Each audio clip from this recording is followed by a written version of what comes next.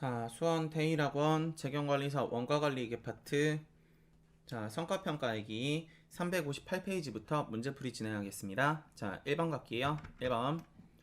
분권화란 의사결정이 조직 전반에 걸쳐서 위임되어 있는 상태를 말한다. 다음 중 분권화에 대한 설명으로 가장 올바르지 않은 것은 1번.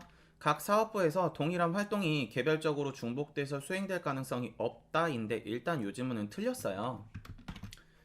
저희 학원에 대한 일단 얘기를 조금 해보면은, 저희 학원은 회계를 가리키고 다음에 컴퓨터를 가리키는 학원이에요. 저희 이제 실제 학원이. 그래서 학원의 이제 대표인 원장님이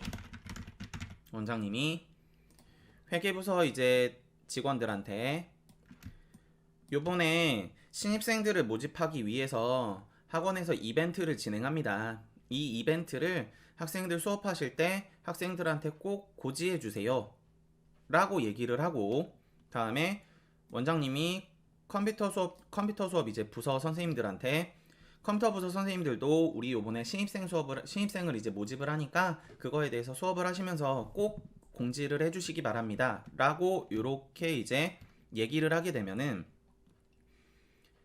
저희 학원은 학생들이 수업을 보통 어떻게 듣냐면은 회계 수업을 들은 학생이 이어서 컴퓨터 수업까지 듣는, 그래서 보통 이제 두 과목씩 수업을 많이 듣거든요. 그래서 이런 상태가 되게 되면은 예를 들어서 이 학생이 A라고 봅시다. A라는 학생은 회계 수업을 들을 때 회계 선생님한테, 자, 우리 학원에 요번에 이제 신입생들을 모집하기 위해서 광고를 합니다. 자, 요렇게 됩니다 라고 얘기를 들을 거고, 컴퓨터 수업 시간에도 A라는 학생이 컴퓨터 선생님한테 요번에 신입생을 모집합니다. 이러해서 이러합니다 라고 얘기를 들으시게 될 거예요. 그럼 A라는 학생은 결과적으로 광고에 대한 얘기를 두 번 듣는 상태가 나오실 수 있겠죠. 그래서 1번 사업부서에서 동일한 활동이 개별적으로 중복돼서 수행될 가능성이 있습니다. 답안이 가는 거 1번 틀리셨고요. 2번 하위 경영자들이 고객 등의 요구에 신속한 대응을 할 수 있다. 그래서 요때 뭐 신입생 광고를 하게 되면은 선생님 그러면은요 요번에 이제 신입생 들어오게 되면 그런 학생들은 어떤 수업을 먼저 진행을 받나요? 이런 질문을 받았을 때 그거에 대해서 각자 담당 선생님들이 신속하게 대응을 해줄 수 있습니다. 그래서 2번 맞고요. 3번 하위 경영자들에게 보다 큰 재량권이 주어지므로 보다 많은 동기부여가 된다. 오케이. 그래서 이 얘기는 제가 앞에 책임회계제도 얘기할 때 얘기를 드렸던 것 같아요. 4번 분권화될 경우 각 사업부의 이익만 고려하는 준최적화 현상이 발생할 수가 있습니다. 왜냐하면 권한이 하위적으로 이제 나눠져 있는 상태이기 때문에 각자 이제 무언가 신입생을 모집할 때 예를 들어서 회계 학교를 다니는 학생들이 있고 컴퓨터 이제 학과를 다니는 학생들이 있으면은 광고를 나간다. 이제 학생들 모집을 하기 위해서 광고를 나간다 라 그러면은 회계부서에서는 저희 요번에는 회계 쪽으로 나가야 될 것 같은데요 라고 주장을 할 수 있고, 컴퓨터 쪽에서는 컴퓨터 학생들이 부족한 것 같으니까 컴퓨터 광고를 나가야 될 것 같은데요 라고 얘기가 나오실 수 있어요. 물론 이제 저희 수원은 이제 제가 고등학교 수업을 주로 하다 보니까 고등학교 같은 경우는 이제 컴퓨터 회계를 주로 이제 같이 배우는 학교들이 상고들이 많은데, 이제 과가 나눠져 있다 그러면, 그래서 이렇게 되게 되면은 학원 전체 입장에서는 결과적으로 회계 학생들을 모으든 컴퓨터 학생들을 모으든 뭐 상관이 없을 거예요. 근데 각자 부서의 입장에서는 자신들의 이제 성과 평가를 좋게 하기 위해서는 각자 자신의 수강생이 늘어나야 되셨어요. 성과 평가가 좋게 나오실 수 있겠죠. 그러다 보니까 이런 이제 준최적화 현상이 발생하실 수도 있어요. 되셨죠? 다음 또 계속 가볼게요. 자, 다음 아래 갑니다. 자, 2번 매출 총 차이는 크게 판매 가격의 변동과 여기 가격 변동이라고 적혀 있죠. 그래서 A와 그럼 가격 차이. 다음 그러고 판매량의 변동에 따라서 판매량 나왔죠. 수량, 조업도 차이. 답안에 가는 거 바로 1번. 뭐 이런 거 주는 문제고요. 자, 아래 갑니다. 자, 3번 3일은 계산기를 생산해서 판매하고 있다. 올해 계산기 예산 판매량 및 단위당 예산 판매 가격은 만 단위면 200원이다. 자, 단위당 표준 변동 제조원가와 표준 변동 판관비는 각각 120원과 30원이다. 실제 판매량과 다음에 단위당 실제 판매 가격은 다음과 같다라고 적혀 있으시게 되네요. 자, 그랬을 때 매출 가격 차이와 매출 조업도 차이는 각각 얼마일까요? 자, 계산을 하실 때 좀 넓은 자리에 잡을까요? 계산을 하실 때, 자, 첫 번째 실제 판매 수량과 곱하기, 자, 실제 공헌이익과 마이너스, 실제 공헌이익, 실제 판매가에서 마이너스 예산 변동비를 빼서 이제 실제 판매가 대비 공헌이익을 계산을 해서 첫 번째 계산 산식을 내고요. 다음 두 번째는 실제 수량과 곱하기 예산 판매가와 마이너스 예산 변동비. 자리가 부족하네요. 잠시만요. 제가 왼쪽에 조금 당겨서 쓸게요. 자, 자리가 많이 부족하네요. 실제 수량 곱하기 실제 판매가 마이너스 예산 변동비. 다음에 실제 수량 곱하기 실제 다시 예산 판매가 마이너스 예산 변동비. 다음에 마지막 자리에 이제 들어가시는 게 예산 수량 곱하기 예산 판매가 마이너스 예산, 자리가 없으니까 여긴 두 줄로 쓸게요. 변동비예요. 그래서 이렇게 이제 비교하시는 게 기본적으로 성과평가 얘기신데, 자, 지금 이제 갖다 대입을 해보면은 실제 수량이 지금 몇 개냐면요, 11,000개 곱하기 실제 판매가가 지금 얼마였냐면은 180원이었대요. 자, 그래서 180 마이너스 예산 변동비는 지금 얼마였냐면은 표준 변동 제조원가와 다음에 표준 판관비가 합쳐서 120과 30이었으니까 150이겠네요. 그랬을 때 계산 금액이 얼마가 나오냐면은 33만원이 나와요. 다음 뒤에, 자, 실제 수량은 똑같이 11,000개, 다음에 곱하기 예산 판매가는 200원, 여기 있죠? 예산 판매가 200원 마이너스 예산 변동비는 동일합니다. 150원. 그래서 11,000 곱하기 50, 55만원. 그러면 요렇게 봤을 때 요렇게 두 개 차이는 결국 각 부서별로 달성한 이제 매출액이 달라지는 차이거든요. 그래서 이걸 우리가 뭐라 그러냐면은 매출 가격 차이라 그래요. 성과평가를 할 때. 그러고 지금 매출 가격 차이를 할 때는 표준원가 계산이랑 비슷한 공식이에요, 이게. 근데 표준원가는 예산 쪽이, 표준 쪽이 더 크시면 부등호가 이제 오른쪽으로 이렇게 벌어지시게 되면은 유리한 차이였잖아요. 근데 성과평가 같은 경우는 왼쪽으로 벌어져야 유리한 차이예요. 되셨어요? 왜냐면은 이렇게 생각하시면 돼요. 회사가 처음에 물건을 팔 거라고 예상한 금액이 200원에 팔 거라고 예상을 했는데 실제로 180원에 팔았대요. 그럼 회사는 돈을 덜 벌었겠죠. 그럼 그만큼 회사는 불리한 상태가 되신다고 보시면 되는 거예요. 이해되세요? 무슨 얘기인지? 그래서 왼쪽으로 벌어지시면 불리. 성과평가를 할 때는. 다음에 오른쪽으로 멀어지시면은 아이고 잘못 적었구나. 죄송해요. 방금 이제 말 설명해놓고서 틀렸네. 죄송해요. 다시 왼쪽으로 멀어지면은 유리. 되셨죠? 실제로 돈을 더 벌었다는 얘기니까. 다음에 오른쪽으로 벌어지면 불리라고 보시면 돼요. 되셨죠? 그래서 성과평가 파트에서는 실제로 돈을 더 벌어야 된다. 됐죠? 그것도 우리가 지금 하고 있는 거는 이익 중심점에 따른 이제 성과평가 파트라서 매출액이 커야, 실제 매출액이 커야, 아셨죠? 돈을 더 번 거다. 그러니까 유리한 거다. 자, 그래서 그렇게 봐주시면 되고요. 이게 이제 앞에서 설명하시면서 중심점은 크게 이제 네 가지로 나눠진다 그랬잖아요. 그 중에서 이제 설명하면서 뭐라 그랬었냐면은 원가 중심점, 다음에 수익 중심점, 이익 중심점이 있는데 수익 중심점보다는 이익 중심점으로 평가하는 게 조금 더 이제 바람직하다라는 얘기를 드렸었고, 지금 하는 게 이익 중심점이라고 생각을 하시면 될 것 같고요.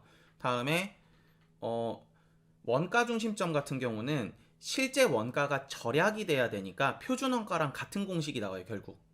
되셨어요? 같다 그러긴 조금 그런데 비슷한 공식이 나와요. 그래서 우리 책에는 원가 중심점 문제가 없거든요.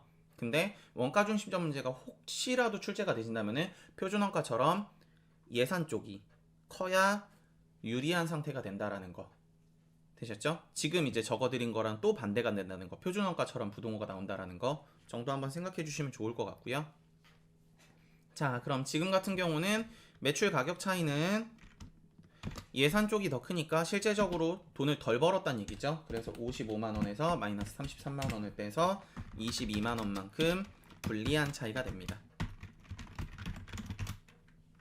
자, 한 번 더 갈게요. 자, 그래서 지금 답안은 당연히 2번이신데 뒤에 거를 보게 되면은 예산 수량은 지금 몇 개냐면은 예산 수량은 10,000개였대요.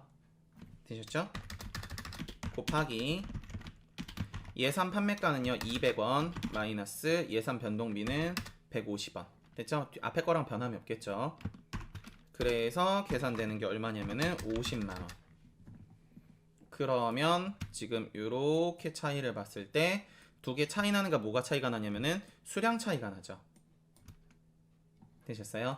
그래서 이걸 흔히 뭐라 그러냐면은 매출 조업도 차이라 그래요.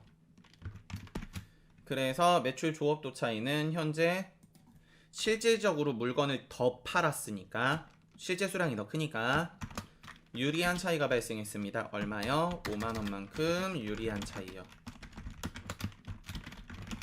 되셨죠? 요렇게 나와서 답안이 가는 게 2번이 됩니다. 자, 그리고 추가적인 설명으로 요 이제 매출 조업도 차이 부분이 요만큼이에요. 매출 조업도 차이 부분이 다시 쪼개지기도 해요. 되셨죠? 그래서 실제 수량 곱하기 예산 판매가 마이너스 변동비 요만큼이 하나가 나오고 다음에 뒤에 예산 수량 곱하기 예상 판매가 마이너스 변동비가 하나가 나오고 사이에 하나 예산 비율에 대한 거를 하나 낑겨가지고 조업도 차이를 세분화적으로 이제 분석하기도 하는데, 그렇게 이제 분석하는 거를 배합 차이와 다음에 수량 차이라고 나눠서 계산을 하기도 합니다. 그래서 아래 내려가시면 배합 차이와 수량 차이가 있으실 텐데 그때는 이제 우리가 앞에서 계산했던 조업도 차이를 다시 세분화적으로 나눈 거구나 라고 생각을 해주시면 좋을 것 같아요. 자, 다음 아래 계속 가볼게요. 4번 갑니다. 4번 3일은 고정 예산 대비 실적 자료가 다음과 같다. 동 자료를 토대로 당초 예상보다 영업이익이 차이가 나지 않는 원인을 1. 매출 가격 차이, 2. 변동원가 차이, 3. 고정원가 차이 이외에 중요한 항목 차이인 매출 조업도 차이를 추정하여 경영진이 의미있게 요약보고서를 하고자 한다. 매출 조업도 차이의 금액은 얼마일까요? 가 있네요. 그러면 바로 계산 갈게요. 자, 매출 조업도 차이는 실제 수량 곱하기 예산 판매가 다음에 마이너스 예산 변동비였으니까 뒤에 예산 수량 더하기 예산 판매가 마이너스 예산 변동비였죠. 그러면 지금 실제 수량이 지금 몇 개냐면 실제 수량이 400개래요. 자, 그래서 400개 다음 곱하기 가로 열고, 자, 예산 판매가가 지금 얼마냐면요 예산 판매가가 20원이래요. 자, 20 마이너스, 자, 단위당 예산 변동비가 얼마냐면 10원이죠. 자, 10 하시게 되면은 400 곱하기 10이니까 4,000원. 자, 예산 수량은 지금 얼마냐면요 예산 수량은 지금 300개래요. 곱하기 예산 판매가는 동일하겠죠. 변동비도 동일할 거고요. 그래서 하단에 나오는 게 얼마냐면은 3,000원이 되겠네요. 그럼 조업도 차이는 실제적으로 물건을 더 팔았다는 얘기죠. 실제 수량이 더 크다는 얘기니까. 그래서 1,000원만큼 유리한 차이입니다. 가 됩니다. 그래 답안에 가는 게 1번. 자, 아래로 계속 가볼게요. 자, 5번. 자, 3일이 제조 판매하고 있는 A 제품과 B 제품에 대한 자료가 다음과 같다. 제품 A와 제품 B의 매출 배합 차이와 매출 수량 차이를 계산하면 각각 얼마일까요?가 있네요. 자, 그럼 제가 아까 매출 배합 차이, 수량 차이는 매출 조업도 차이가 나눠진 거라 그랬죠? 그래서 매출 조업도 차이 계산을 하실 때 처음에 들어가는 게 뭐냐면은 실제 수량. 됐죠? 자, 다음에 곱하기, 다음에 예산 판매가 마이너스 예산, 칸이 좁을까봐 두 줄로 치니까 치기가 좀 불편하네요. 예산 변동비 이렇게 갔었고, 다음에 맨 끝으로 이제 가는 게 예산 수량, 다음에 곱하기 예산 판매가, 다음에 마이너스 예산 변동비가 돼요. 됐죠? 그래서 흔히 방금 이제 위에서 하면서 뭐라 그랬냐면은 요렇게 두 개 차이가 조업도 차이였죠. 지금 매출 조업도 차이 되셨죠? 근데 배합 차이와 수량 차이 계산을 하실 때는 사이에다 뭐를 끼겨 주시냐면은, 얘는 한 줄로 쓸게요. 총 실제 수량에 곱하기 예산 비율을 곱해주고, 다음에 예산, 뒤엔 두 줄로 써야 되겠네요. 자리가 부족하네요. 판매가 마이너스 예산 변동비를 곱해줘요. 되셨어요?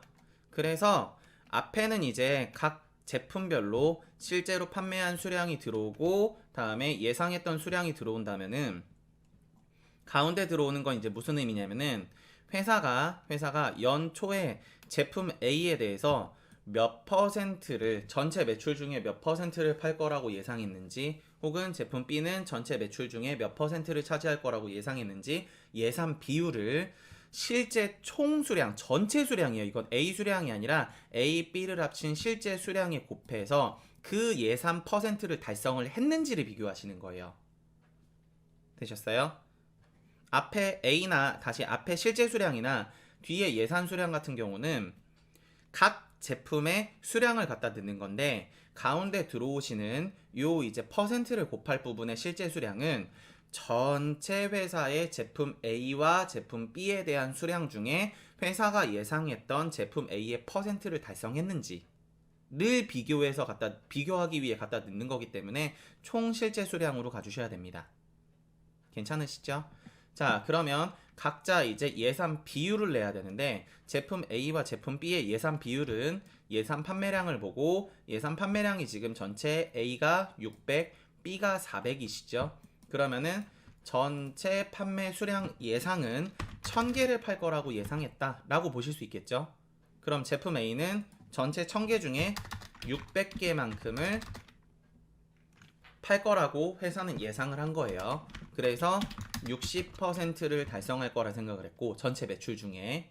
다음에 제품 B는 400개를 팔 거라고 예상했으니까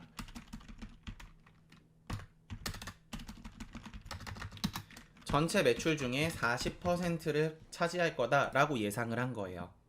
되셨죠? 그래서 이 퍼센트가 실질적으로 맞았냐를 비교하시는 걸 우리가 매출 배합 차이라 그래요.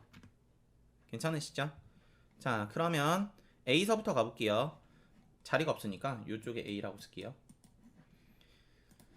자, A의 지금 실제 수량이 몇 개냐면은 500개래요. 자, 500개 곱하기 예산 판매가가 지금 얼마였냐면은, 예산 판매가가 예산 공원이익으로 바로 나왔네요. 그러면 예산 판매가 마이너스 예산 변동비가 예산 공원이익이니까 바로 갈게요. 자, 1000원이죠.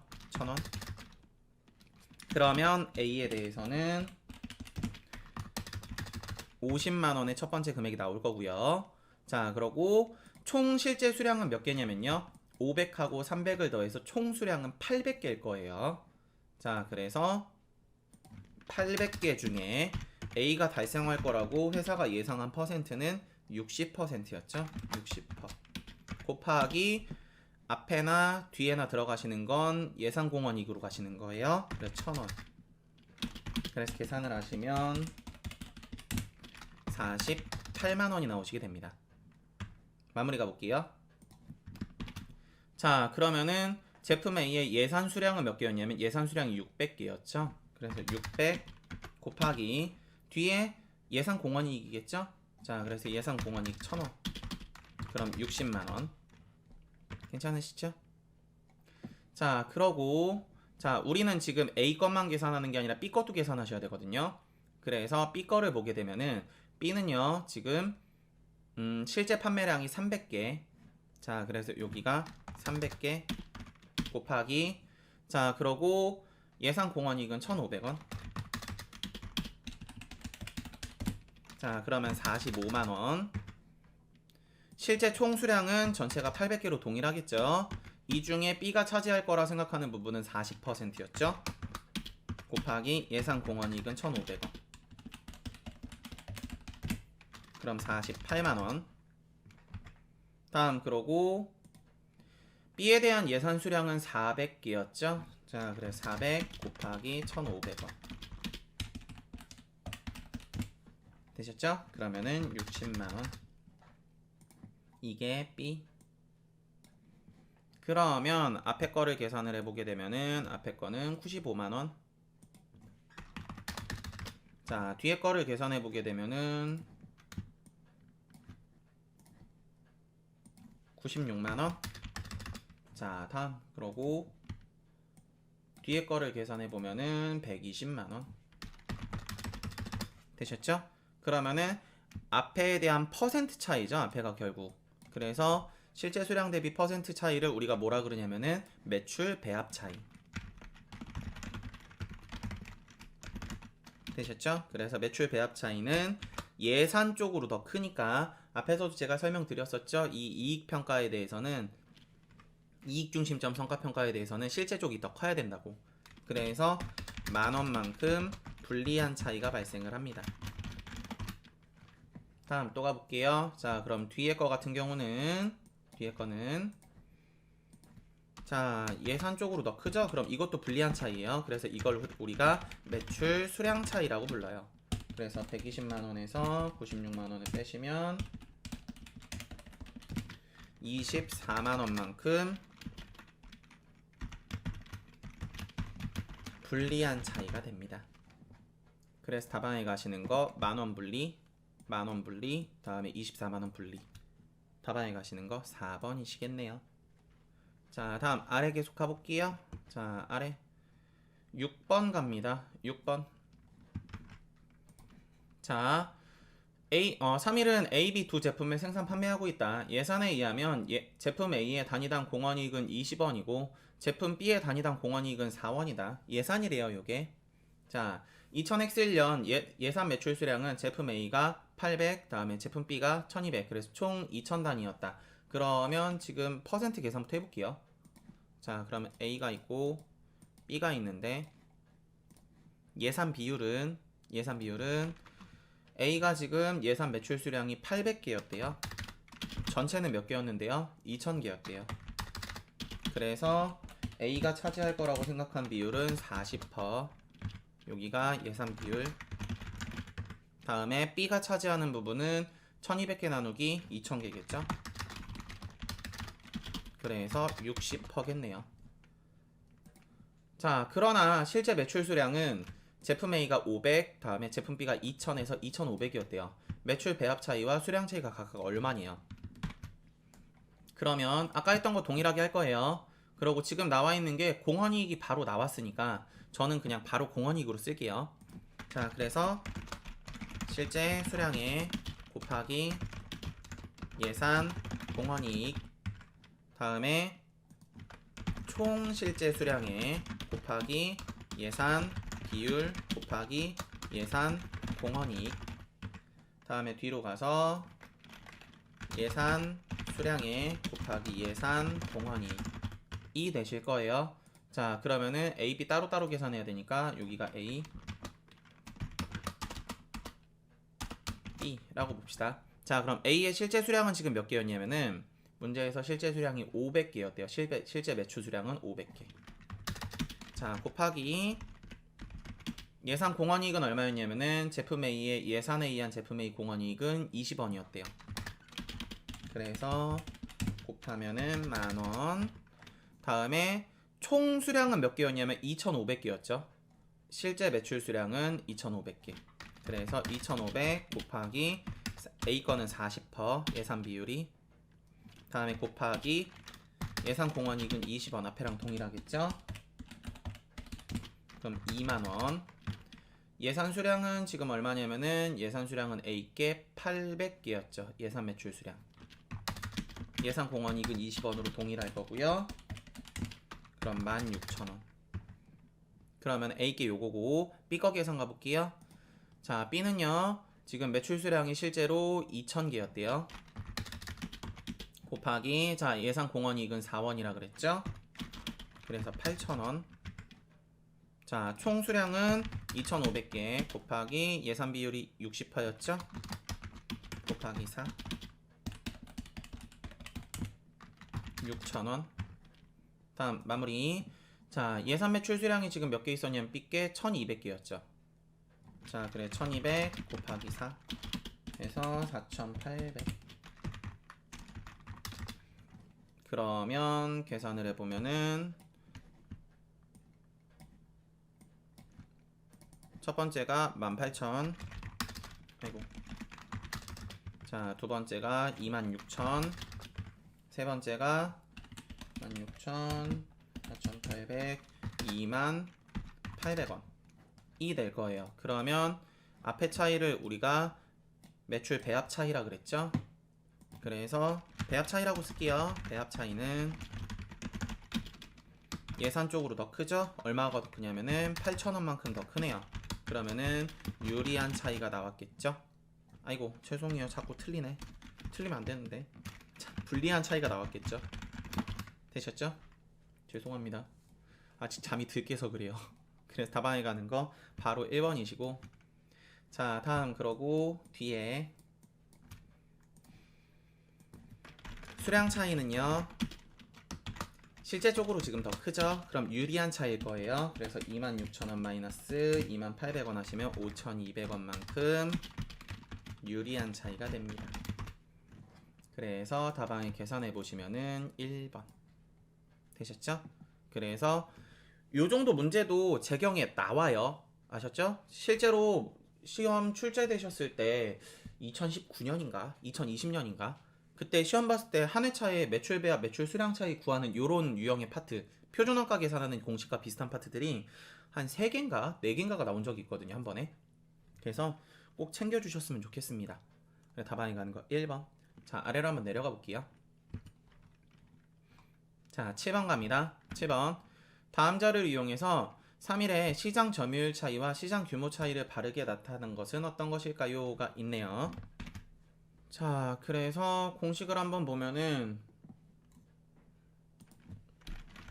실제 규모에 곱하기 실제 점유율에 다음에 곱하기 예산 공헌이익 되셨죠? 정확히 이제 예산 평균 공헌이익인데 굳이 그렇게 막 문제 나누는 문제까지 나올 것 같진 않아서. 자, 다음 그리고 두 번째 들어가는 게 실제 규모에 다음에 예산 점유율에 다음에 곱하기 예산 공헌이익. 그러고 세 번째 자리 들어가는 게 자리가 없으니까 밑으로 쓸게요. 세 번째 자리 들어가는 게 예산 규모에 곱하기 예산 점유율에 다음에 예산 공헌이익 요렇게 들어가요. 그래서 이제 앞에 두 개 차이를 요렇게 두 개 차이를 뭐라 그러시냐면은 공식에서 차이 나는 게 요거 차이 나죠? 되셨어요? 그래서 이걸 뭐라 그러시냐면은 점유율 차이라 그러고요. 시장 점유율 차이. 그러고 뒤에 두 번째 거하고 세 번째 거하고 지금 공식 차이 나는 게 규모 차이가 나죠? 그래서 이거를 시장 규모 차이라 그래요. 되셨죠?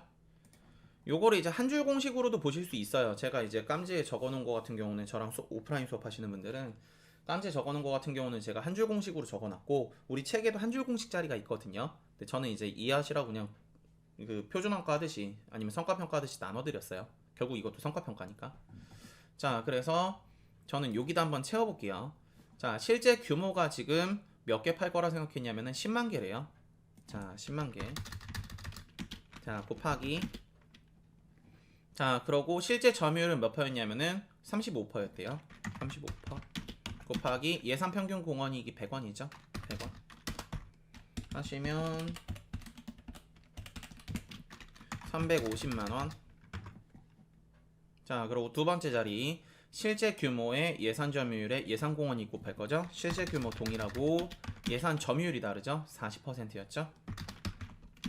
그럼 예상 공원이익 100원. 그럼 이거 딱 보자마자 머릿속으로 무슨 생각 들어야 되냐면은 회사는 예상한 게 시장을 40%를 점유할 거라고 생각을 했는데 실제로 점유를 덜 한 거죠. 그럼 예상했던 것보다 손실 났겠죠. 그래서 계산하시면은 400만 원. 그러면 회사 입장에서는 지금 5%만큼 점유를 못했으니까 50만 원의 불리한 차이가 발생을 했을 거예요. 괜찮으시죠? 그래서 점유율 차이는 50만 원 분리. 답안엔 바로 4번이신데 계산을 조금 더 해볼게요. 자, 뒤에 예상 규모 갑니다. 예산 규모는요, 자 12만이죠. 곱하기. 자, 그럼 이거 딱 보자마자 예상 규모 보자마자 실제 규모보다 예상 규모가 작죠. 그러면은 회사가 실제 수요 조사를 다시 예산했던 수요 조사가 있을 텐데, 아, 고객들이 물건을 구매할 수 있는 고객들이 한 12만 명 정도 될 것 같다 라고 생각을 한 건데, 되셨어요? 혹은 12만 개를 팔 수 있을 것 같다 이 시장에 생각을 한 건데 실제로 물건을 팔아보니까 그것보다 시장 규모 사이즈가 작았던 거죠. 그래서 예상 점유율은 40%, 공원이익은 100원 하시면 480만원. 그러면 지금 80만원만큼 불리한 차이가 되시겠네요. 그래서 답안에 가시는 거 4번 되셨죠? 그리고 이거 한 줄 공식으로 보셔도 동일해요. 됐죠? 다음 아래 가볼게요. 8번 갑니다. 8번.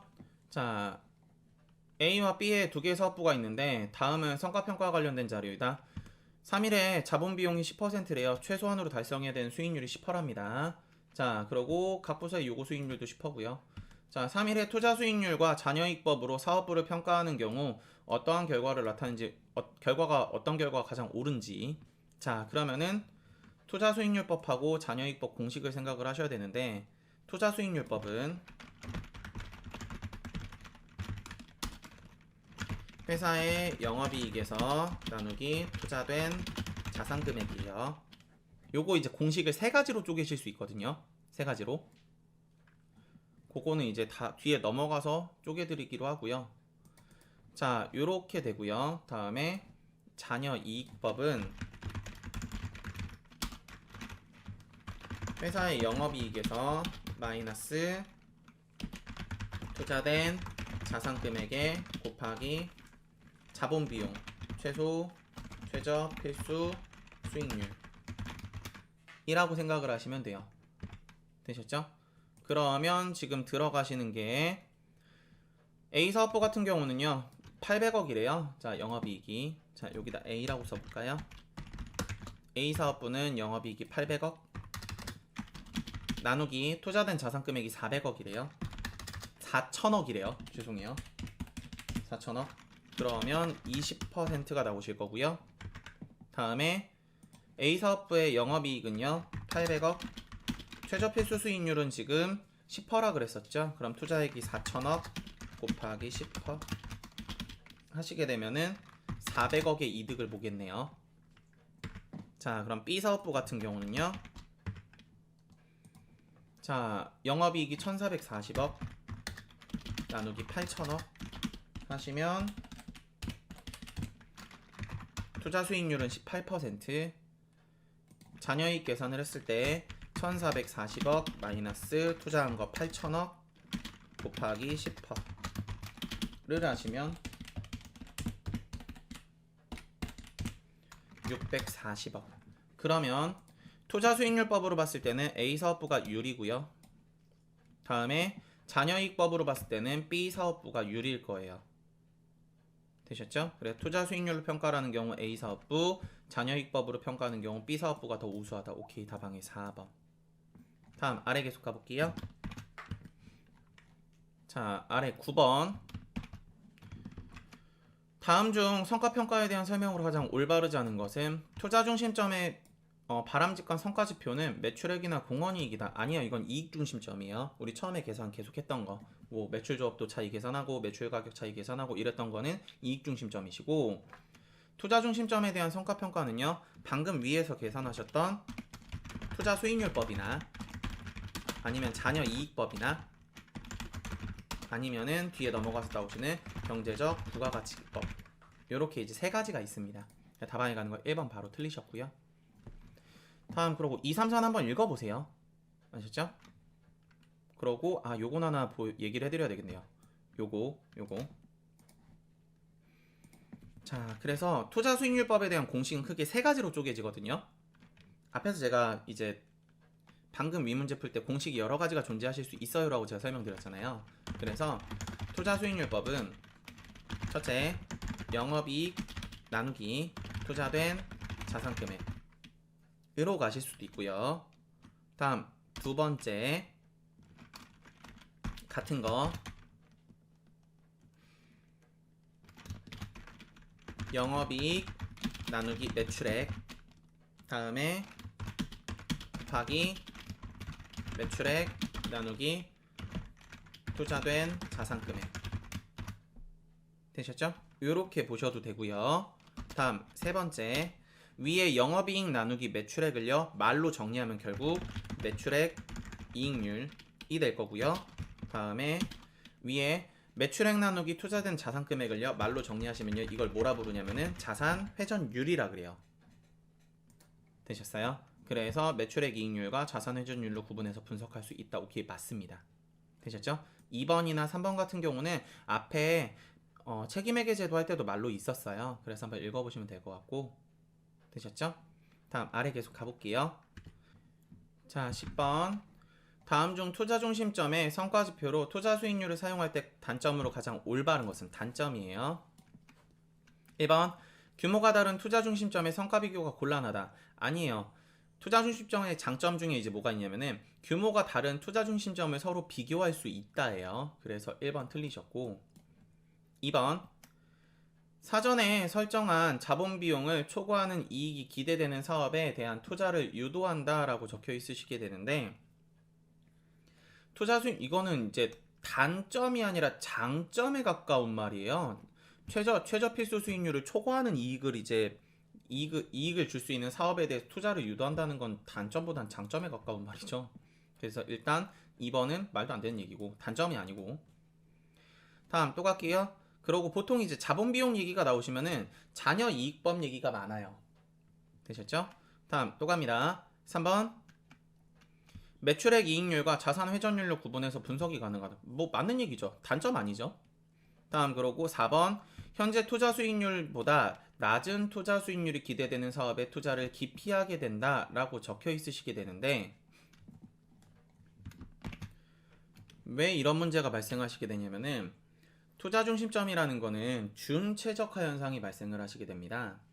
그래서 각 사업부별로 자신의 이익을 극대화시키기 위해서 결정 내리는 투자 수익률, 나오는 투자 수익률을 보고서 자신의 사업부가 극대화되는 것을 바라거든요.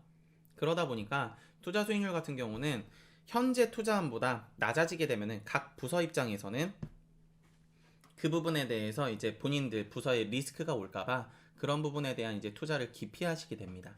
그래서 이 다음에 이제 나오신 방법이 준최적화 현상을 해결하기 위해서 나온 방법이 잔여이익법이라고 생각을 하시면 돼요. 그래서 답항의 4번은 단점이 맞습니다. 그래 답안에 가시는 거 4번이시고, 아마 한번 읽어보시면은 단점과 이제 관련된 얘기가 4번밖에 없으실 거예요. 단점이라는 거 안 좋은 얘기잖아요. 그래서 안 좋은 거랑 관련된 얘기가 4번밖에 없으실 거예요. 그래 답안에 가시는 거 4번. 잠깐 끊었다가 11번부터 다시 해드릴게요.